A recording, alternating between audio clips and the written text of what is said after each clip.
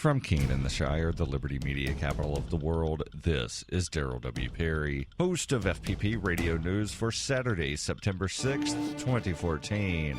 Silver is trading at $19.22 per ounce. Gold is valued at $1,269 per ounce. And according to BitcoinAverage.com, the average price of Bitcoin is $485.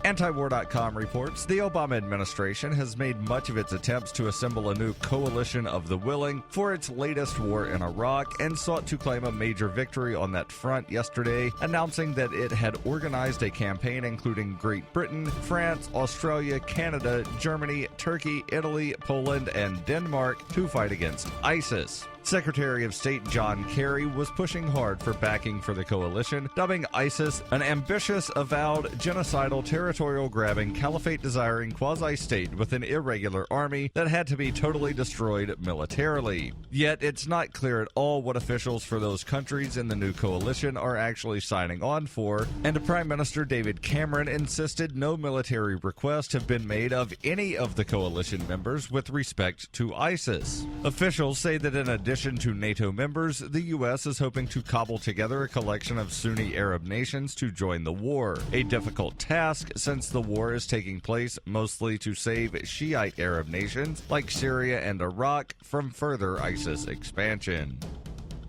Hi, I'm Daryl W. Perry, and I need your help to take Peace, Love, Liberty Radio on the road. During a 104-day trip, I'll be visiting at least 10 cities across the country, speaking to people about the ideas of peace, love, and liberty, while simultaneously continuing to create daily liberty media. To find out more about the tour or to donate, visit tour.fppradio.com. That's tour.fppradio.com.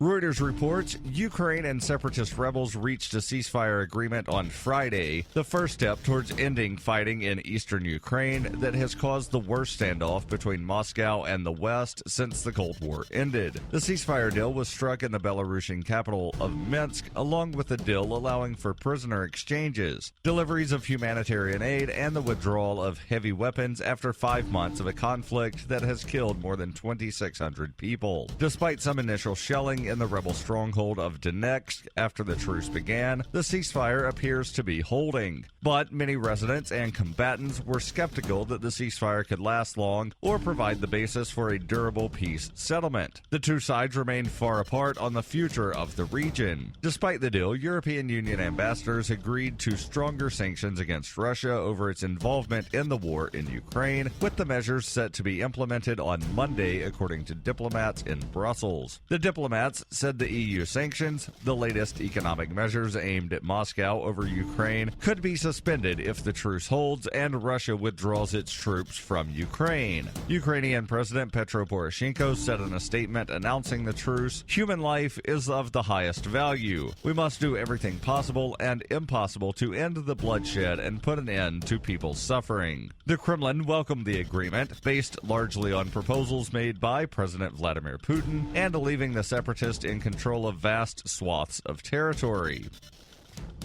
FPP Radio News is brought to you by Roberts & Roberts Brokerage. For over 35 years, Roberts & Roberts has been a trusted source for buying and selling your investment-grade precious metals. They now take Bitcoin for purchasing precious metals so you can turn your profits into a long-term investment. Call Roberts & Roberts today for knowledgeable advice on investing. 800-874-9760.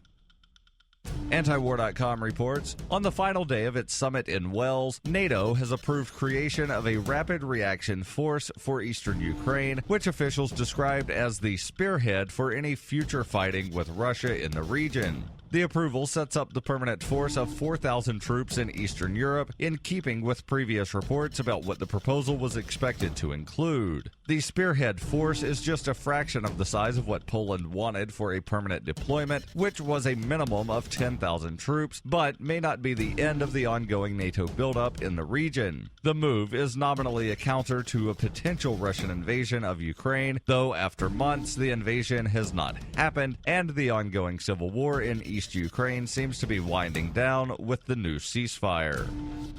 This has been FPP Radio News, online at fppradio.com.